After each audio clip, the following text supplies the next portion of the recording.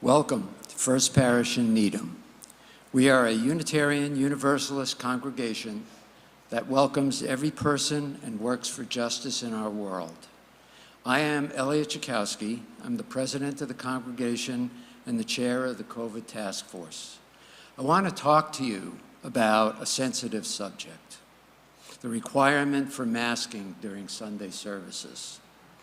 Today is the third anniversary of the pandemic lockdown.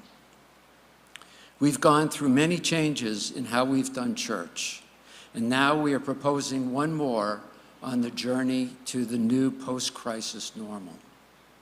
The recent survey regarding people's attitudes about masking has generated a lot of conversation, from which has emerged the growing realization that our current masking policy excludes those in our community who are just plain tired of masking and are feeling disconnected from the community. We miss you. COVID is still around and continues to represent a threat to the health of our vulnerable members. The COVID task force has been searching for a solution that protects our vulnerable members and makes space for those that do not wish to mask. To support this goal, the Parish Committee has adopted this resolution. Parish Committee will relax our mask mandate by the end of March and instruct the COVID task force to create a mask-required safety and buffer section in the sanctuary, ending our mask requirement elsewhere. To see if this is feasible in the sanctuary, we conducted smoke testing while unmasked in the pews toward the rear of the room, you guys. And let me show you what it looks like.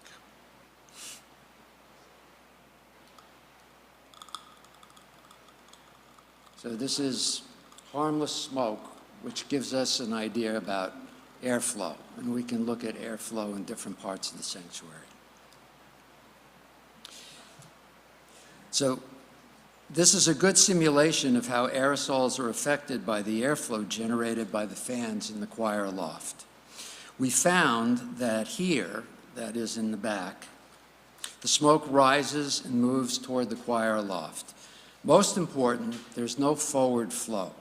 Even with the congregation singing or coughing when unmasked, aerosols are not propelled forward. This means that masked people sitting toward the front of the sanctuary would not be exposed to aerosols from unmasked people sitting in the back of the sanctuary. People sitting toward the front of the sanctuary would therefore be at low risk of being exposed. There are many other configurations that can accommodate, or there may be other configurations that can accommodate both masked and unmasked individuals in the sanctuary. Dennis Ross Degnan and I will continue to test various areas of the sanctuary to see where airflow allows for masked individuals to remain out of range of aerosols of unmasked individuals. We'll share our findings and our proposed mask-required section of the sanctuary by our Sunday service on March 26th, and will be available by email and during our social hours today and next Sunday for conversation and questions about our plans. We hope that you'll stay connected with all that's happening at First Parish by following us on social media and signing up for our weekly newsletter, The Bell Notes, through uuneedham.org, or by emailing our administrator at office@uuneedham.org. Welcome again to everybody here in the building and online, and good morning.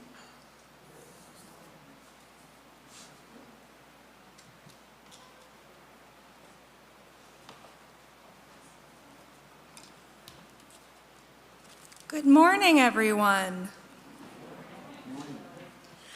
Our chalice lighting this morning on the 3-year anniversary of the COVID lockdown was written by our own Dara. We light our chalice this morning as a symbol of our resilience, an acknowledgement of 3 years of pandemic, a flame that guided our way during isolation and illuminated our way back into community despite social distancing, despite our fears. Its flame holds us within its warm glow, calling us to offer one another compassion, to care for each other as we struggle with fear, loss, and grief, reminding us that love can drive out loneliness. May this flame create a sanctuary, sheltering us within the love of community. Oh, I Woke Up This Morning was an African-American slave spiritual composed in community before the Civil War. Our updated lyrics come from pastor and freedom writer Reverend Osby, who rewrote lyrics of an old slave spiritual song, I Woke Up This Morning with My Mind Stayed on Jesus, to become a protest song while jailed in Mississippi for riding on an integrated bus with both Black and white riders. In our hymnal, the tune is named after 19th century Black Unitarian author, reformer, and lecturer Frances Ellen Watkins Harper. I invite you all to rise in body or spirit and join in singing our first hymn this morning, hymn number 153. The words can be found in your hymnal or in your order of service. Let us join together in song.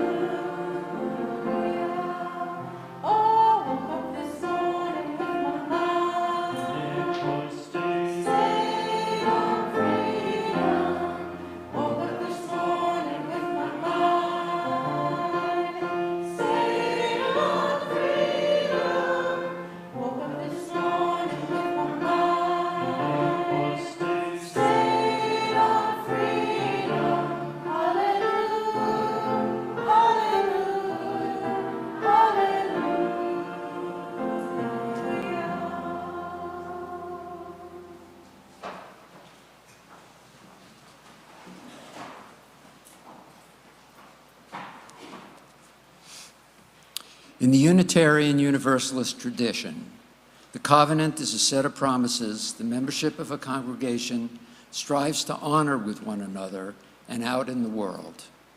Whether we participate in our community online or in the building, we strive to live these promises every day. Please say along with me the words of our parish covenant as in your orders of service. Together, we gather as a loving community to encourage and comfort one another.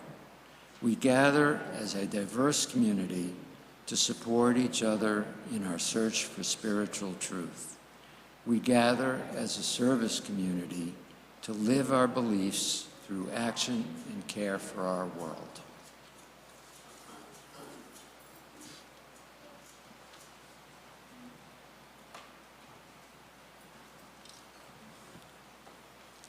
Good morning again. It is wonderful to see your faces in the pews and imagine the faces online as usual. This morning, for our Time for All Ages, I'm going to tell you an adaptation of a story that's a little bit of a continuation of a story we heard last year.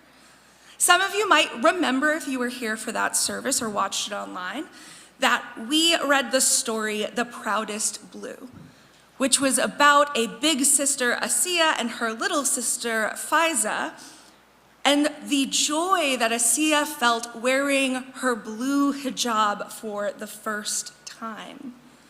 For those who might not know, many people in Islam, primarily women, choose or don't choose to wear a hijab as a way to cover themselves and connect to their faith.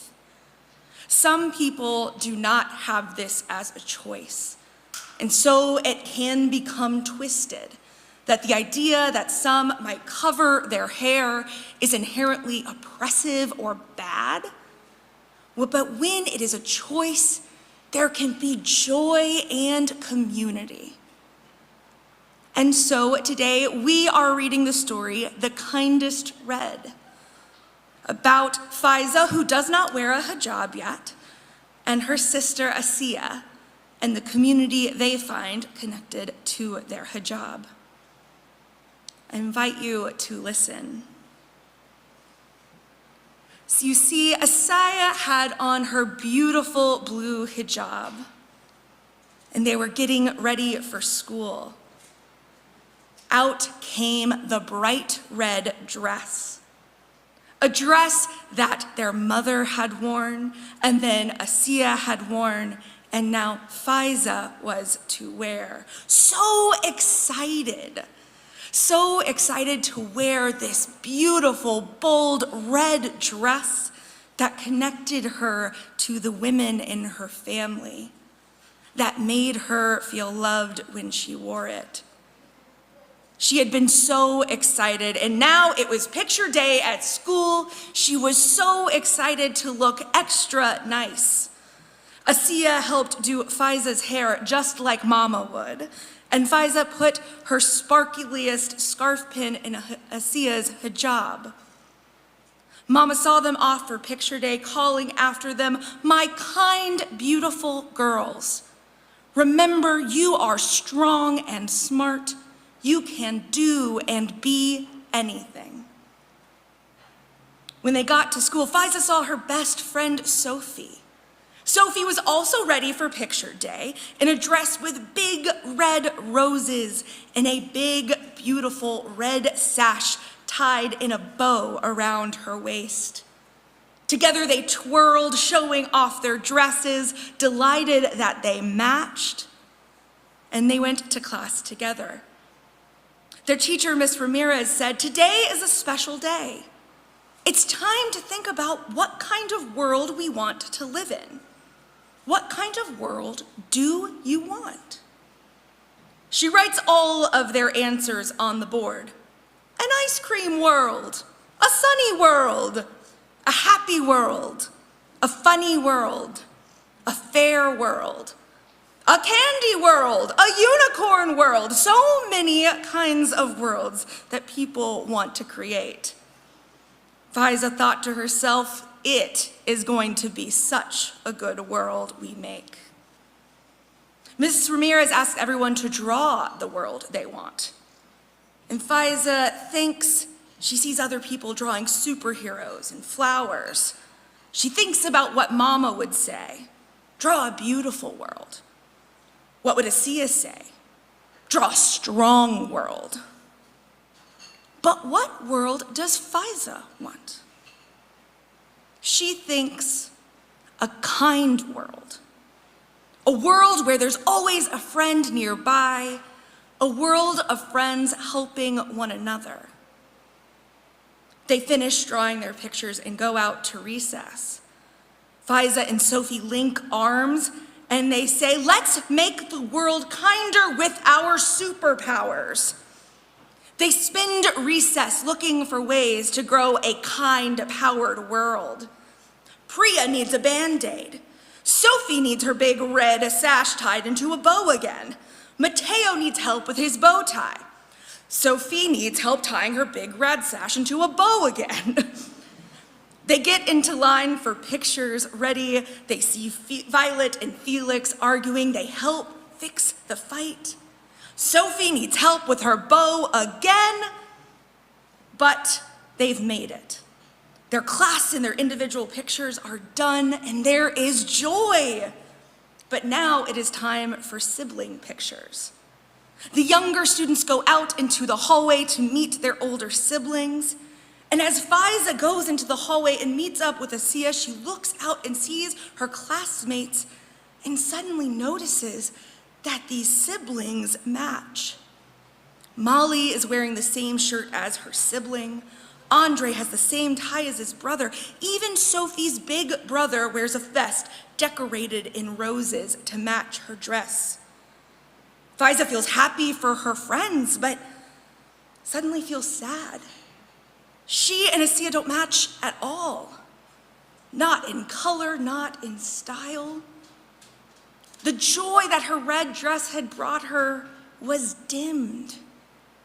She didn't feel the connection that she so wished for. Her friends, seeing her upset face, come and ask her what is wrong, and Faiza tells them. Immediately, Jada whispers in Sophie's ear, and suddenly they're pulling off the big red sash that they had managed to tie into a bow. They noticed that the sash was big and wide and long, and before she knew it, her friends had helped Faiza wrap it around her head into a hijab so that she could match her sister. She felt so much joy that this beautiful red hijab matched her red dress and matched her sister. As she chose to wear that hijab, she felt connection. The choice of hijab was love and empowerment, connection to kindness. Faiza thought about the world she had wished for earlier that day in Miss Ramirez's class, a world where kindness passes from one to another, like Mama passing on her dress, like Asiya doing Faiza's hair, like the class helping each other at recess, like Jada passing on an idea, and like Sophie passing on her sash. May we pass on stories like this, stories of kindness and love and care, so that we may write these stories into the fabric of our own everyday lives. May it be so.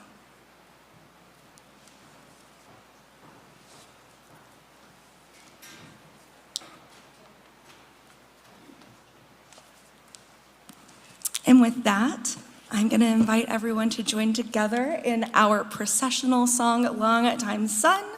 And I'm going to invite our teachers and children to join us downstairs in religious exploration.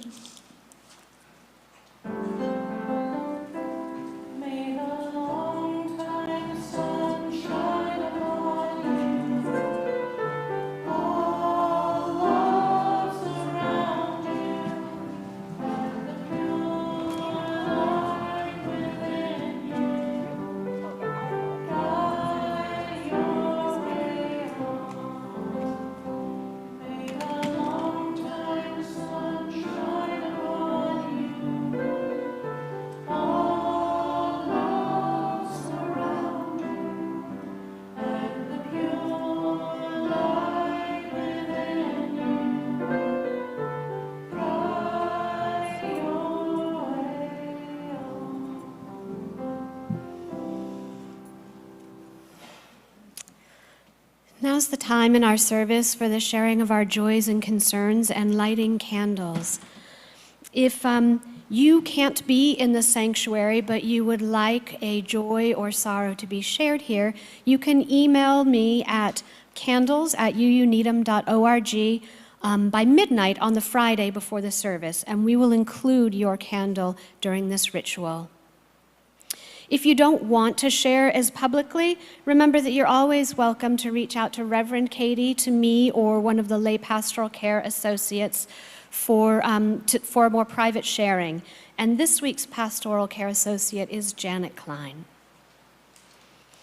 We have one submitted candle of joy, pre-submitted candle of joy today, and it's from the staff for all of the amazing pies that are lined up in the kitchen waiting for us to enjoy after the service as we celebrate Pie Day.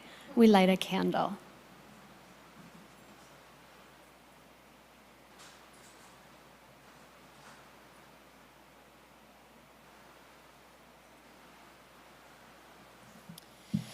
And if you are in the sanctuary and would like to share a joy or sorrow, I invite you forward.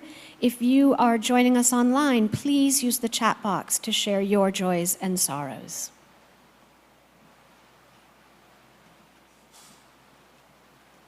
Good morning. My name's Chris Pooley.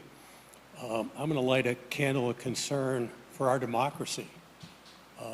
As we go into this next election cycle, I am continually amazed by our blurred distinctions between a fact and an opinion, and how opinions suddenly become facts and they spiral, and we have a very fractured country that we're living in. So my candle of concern is for our country and our democracy.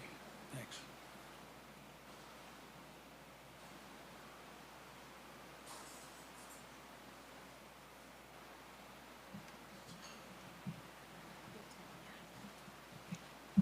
Hi, I'm Jen Duhamel, and I light a candle of joy. March 1st was my wife Sarah and I's 15th wedding anniversary.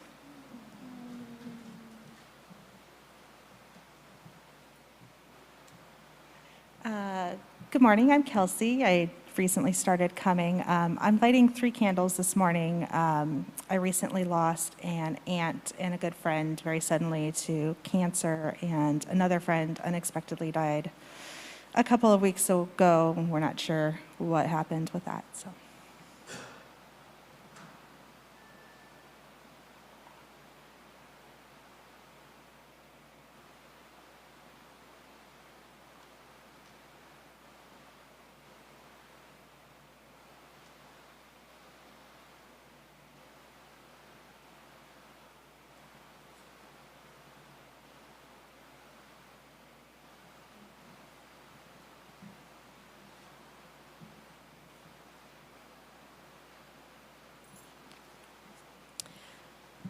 For these joys and sorrows spoken aloud, and for all those that remain in our hearts, we will light a final candle.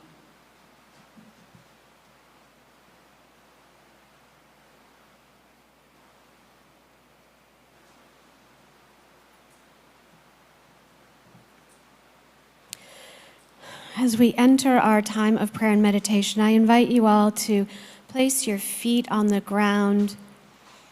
Rest your body against the back of the pew and take a deep breath in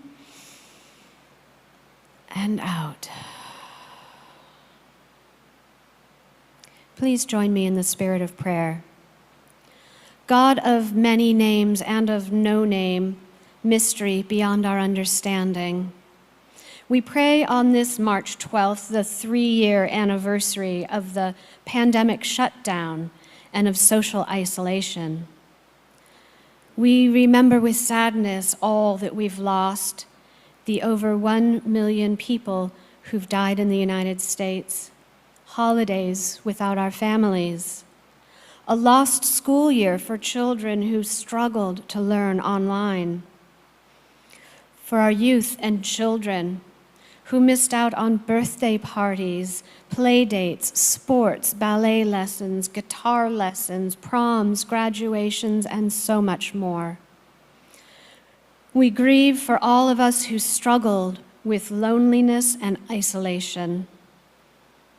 And we offer prayers of gratitude for all of the first responders, for the doctors, for the nurses, for the essential workers who kept us fed and safe.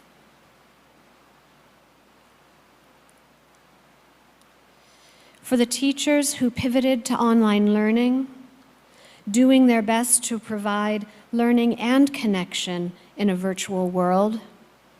And for this church community that showed up for each other, reminding one another that we are not alone. Despite the physical distance, we had one another. Spirit of resilience, may we grieve for all that has been lost, that we might move forward lighter. May we take these lessons learned over these 3 years to become stronger and more flexible, that we may bend but not break when life's challenges feel overwhelming. will be held in a moment of silence.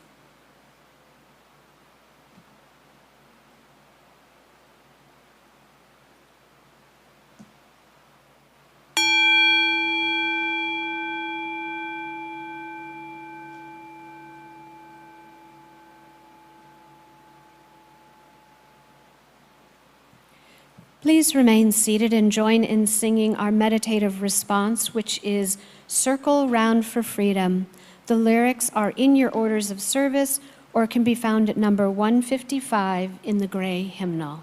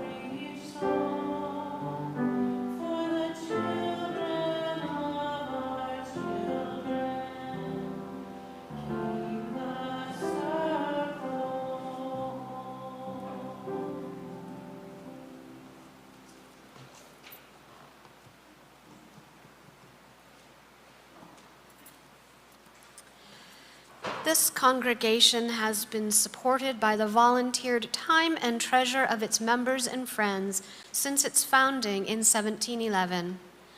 This is the time in our service when we, the modern stewards of this church, offer what we can to build and sustain the congregation and the world we envision. This month, our collections are being split 50-50 with First Parish and the Grow Clinic at Boston Medical Center. The Grow Clinic for Children is an outpatient subspecialty clinic at Boston Medical Center that started in 1984 to provide comprehensive specialty medical, nutritional, developmental, and social services and dietary assistance to children from the greater Boston area referred with failure to thrive by their primary care physicians.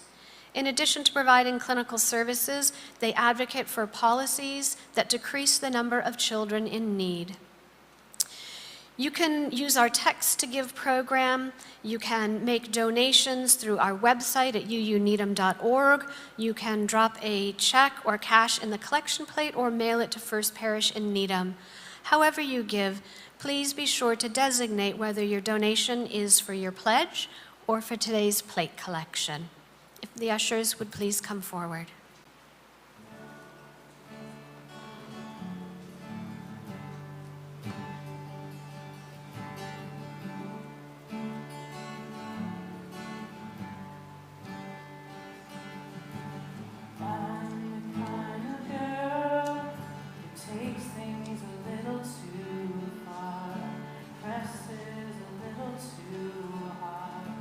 That's why you left a mark.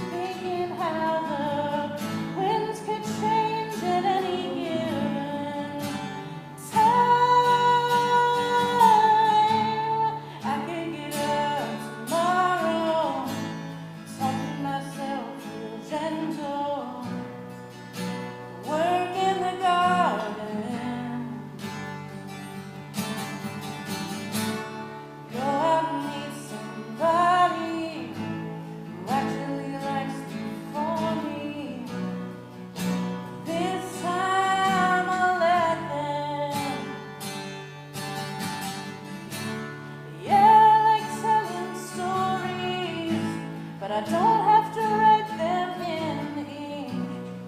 I can still change the end. It's time to count a girl. Time to count a good things I get. The kind of good things I get.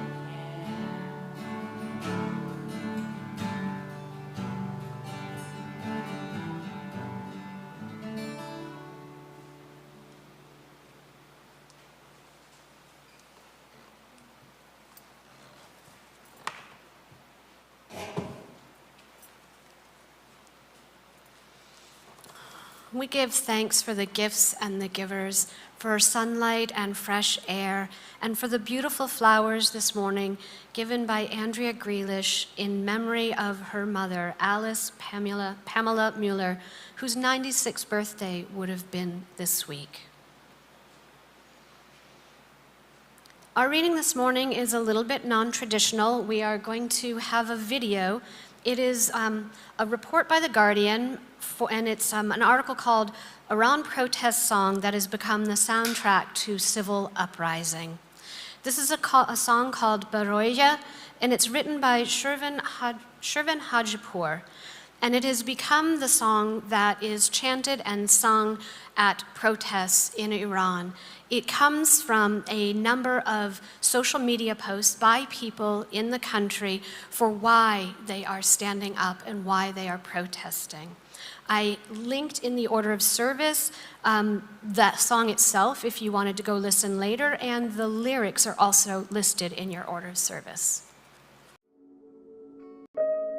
برای توی کوچه رقصیدن، برای ترسیدن به وقت بوسیدن، برای خواهرم، خواهرت، خواهرامون، برای تغییر مغزها که پوسیدن، برای شرمندگی، برای بیپولی، برای حسرت یک زندگی معمولی، برای کودک زباله‌گرد و آرزوهاش، برای این اقتصاد دستوری، برای این هوای آلوده، برای ولیعصر و درختای فرسوده، برای پیروز و احتمال انقراضش، برای سگهای بیگناه ممنوعه، برای گریه های بیوقفه، برای تصویر تکرار این لحظه، برای چهره‌ای که میخنده، برای دانش آموزا، برای آینده، برای این بهشت اجباری، برای نخبه های زندانی، برای کودکان افغانی، برای این همه برای غیر تکراری، برای این همه شعارهای تو خالی، برای آوار خونه های پوشالی، برای احساس آرامش، برای خورشید پس از شبای طولانی، برای قرصای اعصاب و بیخوابی، برای مرد میهن آبادی، برای دختری که آرزو داشت پسر بود، برای زن زندگی آزادی.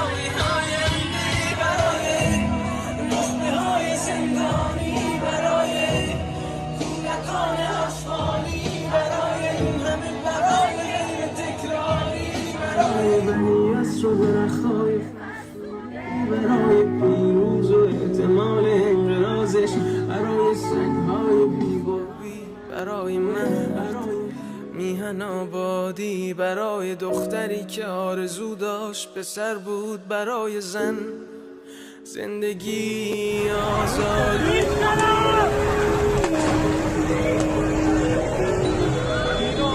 برای آزادی،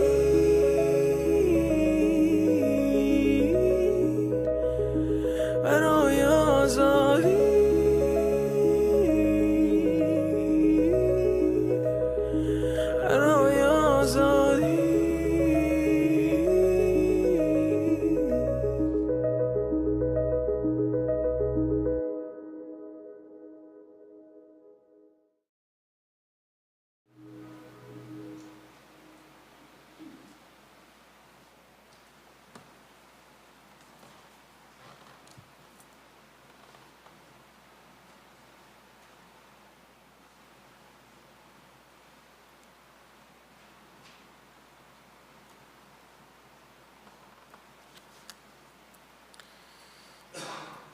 I first came across that video because a good friend of mine who is Iranian American had shared it, and when I first heard it, I was amazed by the passion in the words and in the singer's voice.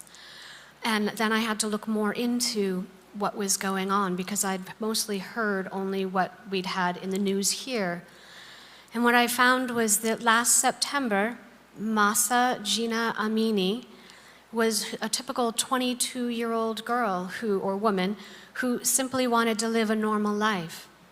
She was, according to her friends, a quiet and kind person who avoided politics and activism. She'd been accepted to law school and was really excited to begin that new chapter in her life. Mahsa and her family had traveled to Tehran from Kurdistan, which is a province in Iran, to visit her brother. And on that day, on September 13th, she and her brother were coming out of a metro station when she was stopped by the morality police. And she was told that she was inappropriately attired. Now, some people have said it was because she had on some tight, skinny jeans, but she did have a long overcoat covering.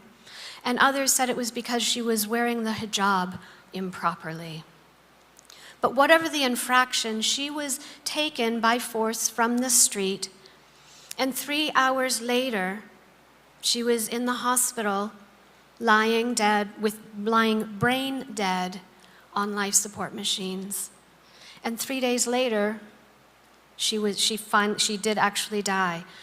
The government said that she died of natural causes because of underlying health conditions, but eyewitnesses report that she was severely and badly beaten in the van that carried her from the train station to the detention center. Mahsa Jina Amini's death has sparked a wave of protests in Iran. My friend says they're not protests, that this is a revolution. In the wake of the 1979 Iranian Revolution, the Islamic government instituted laws that restrict women's rights. Among those laws is the requirement that all women wear the hijab. The hijab, as we heard from Sarah Elizabeth, is a headscarf, and it shows your devotion and belief and piety in your faith in Islam. But the issue, as many people have said, is not about the hijab. It's about choice. It's about bodily autonomy. It's about government control and oppression. And in the demonstrations, people are chanting, "I am Mahsa," because every woman in Iran lives with the fear of the morality police. Improperly wearing the hijab is one of the most common infractions that leads to detainment. And normally, the women are detained, they're sent to a re-education program, and a few hours later, they're released. But any woman in Iran could have been Mahsa on that day. Because the universal fear and experience, the hijab has become the symbol of this uprising. Women are removing their hijabs and waving them like a banner. They are burning their hijabs as they chant, "Women, life, freedom, Zan, Zendagi, Azadi." And while women have been leading this uprising, it has moved far beyond the hijab and women. Oil workers and teachers and people from all walks of life are joining the protests. The lyrics to the song that was our reading this morning, Baraye, are taken, as I said, from media posts, social media posts, by the people in Iran for why they're joining in the protests. Baraye is Farsi, and it means before or because of, as in, I am protesting for freedom. I am standing up against and protesting because of corruption and poverty. These lyrics paint a picture of desperate people wanting an end to corruption and an end to a government that takes choice away from its citizens, an end to a totalitarian regime that creates second-class citizens because of their gender. that makes women into the property of their husbands, their fathers, their brothers. And I'm sure, like me, many of you have been following what's happening in Iran and wondering if the protests this time, will this revolution take hold? Will real change come about?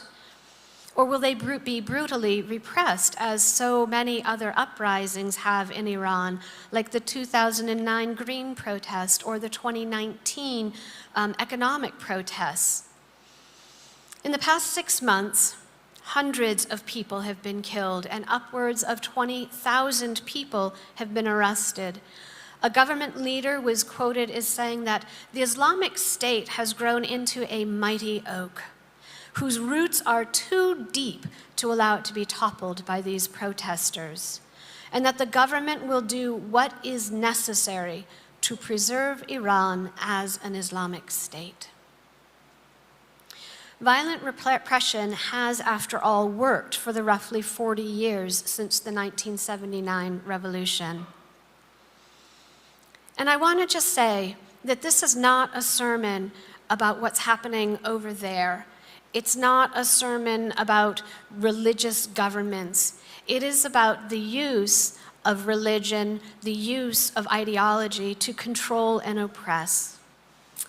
And lest we grow smug or complacent by the fact that this level of violence I've been talking about is happening over there, in a country whose government is based in religious law, we need to take a good and a hard look at our own selves, at our government, and at our laws.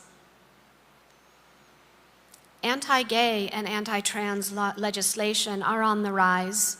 The American Civil Liberties Union is tracking 399 proposed anti-LGBTQ bills across the United States. These bills range from restricting their access to health care, taking away civil rights, taking away free speech, access to bathrooms in public spaces, and so much more. Last weekend, right-wing politicians and activists met at CPAC. It's a conference for those who have conservative right-wing beliefs. And Michael Knowles, a pundit for the Daily Wire, called for the, quote, eradication of transgenderism. And he said he called for this, quote, for the good of society. Politicians like former President Donald Trump and Marjorie Taylor Greene promised to push legislation criminalizing health care for trans people. And while our politicians and journalists ratchet up hate-filled rhetoric, violence against LGBTQ Americans is rising. And the evil in our own country, it doesn't stop at anti-trans LGBTQ legislation and rhetoric. We can see it in the report that was released this week after the review of the Louisville Police Department, and that report showed a pattern of unlawful stops, excessive force, and the use of racial slurs by police officers. Or the beating death of Tyree Nichols by Memphis police officers. We need look no further than the systemic and institutionalized oppression of the BIPOC community, that is the Black, Indigenous, people of color community, from redlining, school to prison pipelines to unequal enforcement of our laws. And I could go on to enumerate other evils happening here, but I think we all get the point that we are not exempt from the same kind of evil that is being perpetrated in Iran. Our theme this month is good and evil, and we got to hear the good last week, and I'm sorry, but y'all have to hear the evil this week. So, we all know evil when we see it. When I hear the news from the revolution in Iran, and I hear news of right-wing politicians using religion to justify hatred and violence, and what it leads me to do is to ask questions of my faith tradition. What do we, as Unitarian Universalists, do about this kind of evil? What is our role as Unitarian Universalists in the world? have a quotation for you from Frances Ellen Watkins Harper, who was also named as the person that the tune is named after in our first hymn. And she wrote, quote, "We are all bound up together in one great bundle of humanity, and society cannot trample on the weakest and feeblest of its members without receiving the curse in its own soul." She was an African-American woman and a well-known author and activist of her time. And that quotation were words that she spoke in 1866, a year after the end of the Civil War. And she spoke them at the 11th Women's Rights Convention. She, despite knowing that as a Black woman, changes would not be affecting her, spoke up for the right of white women to get the vote, because she recognized that.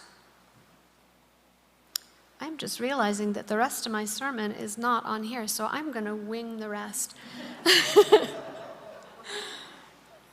You hear about these things, and here we go. She was speaking on the behalf of other women, knowing that we are bound up in one another's salvation. And here we have to dive into our theology of Unitarian and Universalism. Our Universalist forebearers conceived of a God after reading the Christian scripture and the Hebrew Bible. They conceived of a God who is fundamentally love, who loves us, and a father loves their children, who would not condemn anyone to a lifetime of suffering, let alone an eternity of suffering. They conceived of the idea that human nature is basically good, and that through love we can heal the world and bring about salvation for all. And further, salvation is not my salvation. Salvation is our salvation. It is universal salvation. So if we've got this theology that says God is good, God is love, human nature is good, where does evil come from? And I sometimes think that's not the right end of the stick. The question we should be asking ourselves is, what is our response in the face of evil? What is our response when we see brutal crackdowns, when we hear politicians speaking with hate? How do we respond? What does our faith call us to do? It is my firm belief that our response is to create our own Baraye, our own list of fors and because, for Black lives that matter, for LGBTQ lives, for trans lives, for the child born today who will find the cure for cancer, for the person who fell in love today, for our broken world, for the environment that needs our love and care. We need to make our own lists of because and for, and we need, as our forebears said, to recognize our interconnection, to see that our salvation, our future is bound up together. So that means my siblings in Iran, I can't forget. I cannot lean into the complacency of knowing that that's happening over there to people of a different faith tradition. I have to speak up. I have to write letters. I have to do what's within my power to try to make that change. And in my country, when I hear that there are 399 bills before various state houses that will outlaw LGBTQ lives and trans people, I have to do something. I have to speak up here before you all in the pulpit. I have to write letters to my legislators. I have to speak to people about why this is wrong, why we need to make changes. And I'm going to also offer something that's a little bit radical for us New England Unitarian Universalists. I am going to say that we need to evangelize, that you need to go out into your neighborhoods and in your communities, and you need to invite people to church, because we have good news here. We have good news of universal love and salvation. We have the good news of a supportive and a loving community. We have the good news of these people sitting here in the room with us today. And why wouldn't we invite people to come and be a part of that? Because together we can change the world. May it be so, and amen.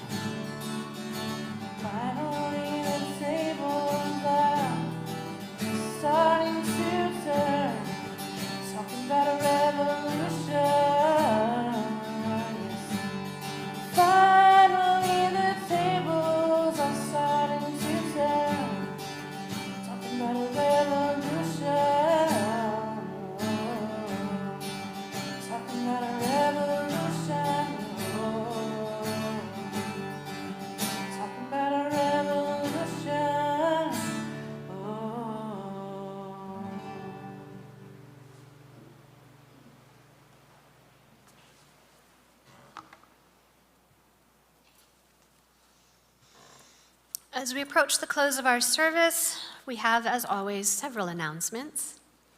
The first is to please join us for coffee hour after the service. Today is Pi Day in honor of P.I. Day, coming up on March 14th. So please join us for all the pies. I saw about 8 or 10 of them in the kitchen before the service started.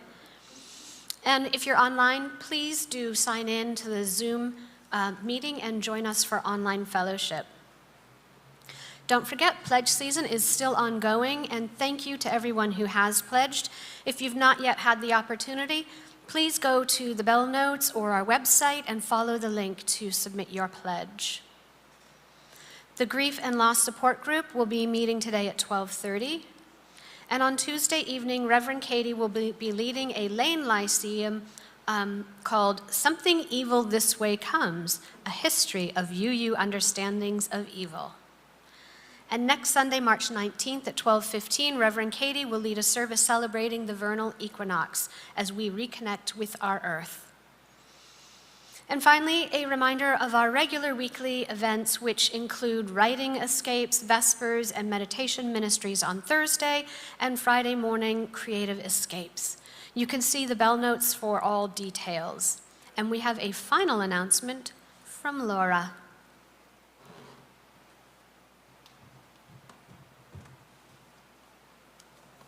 Oh, I got to take my mask off.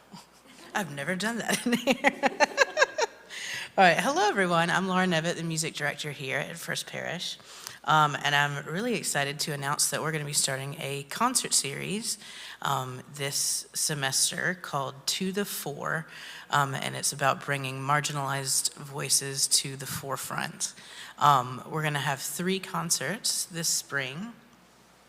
The first being in a couple of weeks with Lilith Vocal Ensemble, which is an ensemble I direct, on May 7th with a friend of mine, Juan Suarez, who's a baritone, and on June 4th, Jean Huang, who's played violin for us before, will be coming as well. Juan's program will focus on reflections of the queer experience.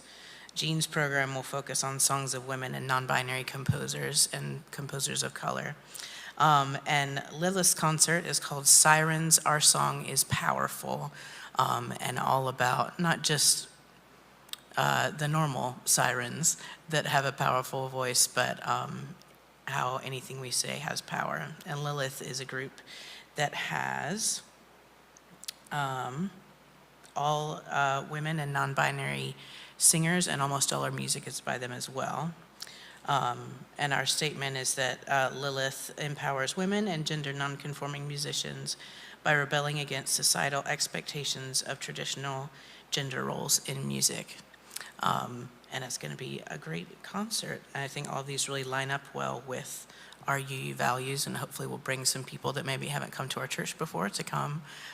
So there will be more advertising and stuff in the bell notes coming up, but I hope that you'll be able to join us for some of our concerts for To the Fore. Thank you.